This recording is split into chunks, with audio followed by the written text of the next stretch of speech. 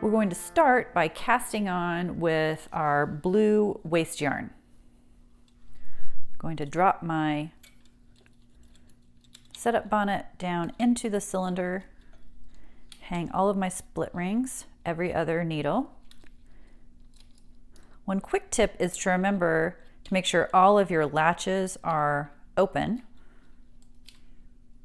Otherwise, it won't catch the yarn as you crank around. Okay, so I've hung all of the needles I can reach easily.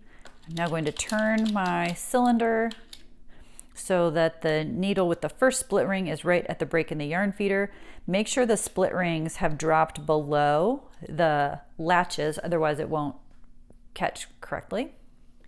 Now I'm going to load my waste yarn into my yarn feeder, drop the end down into the cylinder, and I'm making sure that my yarn is falling just beside the first needle that has a split ring. I'll add my weight and crank the first few needles. Once I have the rest of the needles available, I can hang the rest of my split rings. If you have trouble, sometimes it's hard to grab that last one. So you can use a tool to put that last one over the last needle. After you go around the first time, stop and make sure they all caught. Mine did. If it didn't catch, usually a latch was closed, so you can just open the latch and it'll catch it the next time around.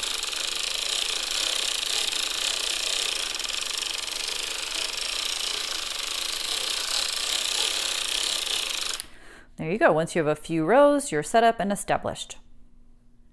Now we're going to add a ravel cord. You don't have to use a ravel cord, but I like it because it makes removing the waste yarn simple at the end of the project.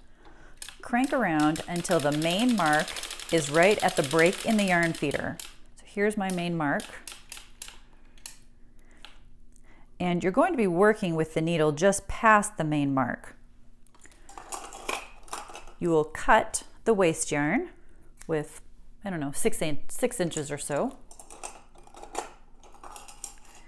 And then I use my loom tool to reach in and get the yarn.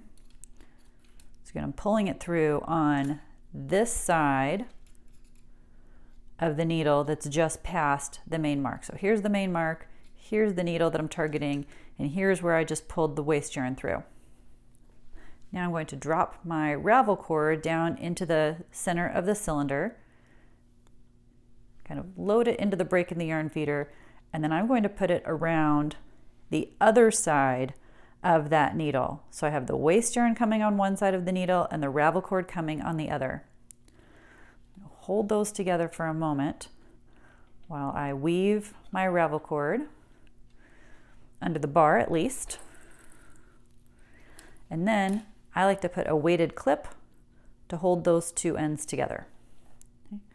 Then we're going to crank one time around.